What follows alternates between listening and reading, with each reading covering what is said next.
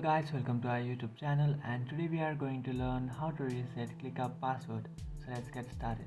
So if you want to reset your ClickUp password, what you can do is just open up a browser, and after opening up a browser, in search bar you can search for sign up ClickUp.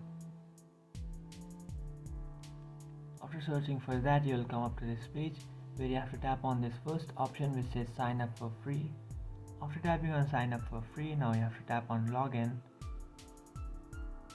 After tapping on login, now if you have forgotten your password and you want to reset your ClickUp password, just tap on forgot.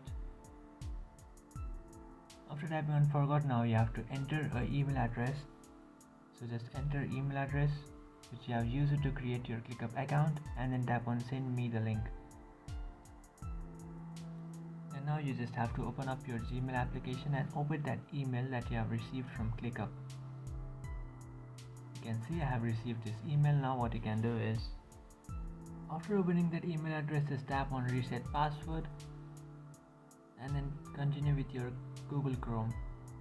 Just tap on allow, and after tapping on allow, now you can enter a password and then re-enter that password. So just create a new password.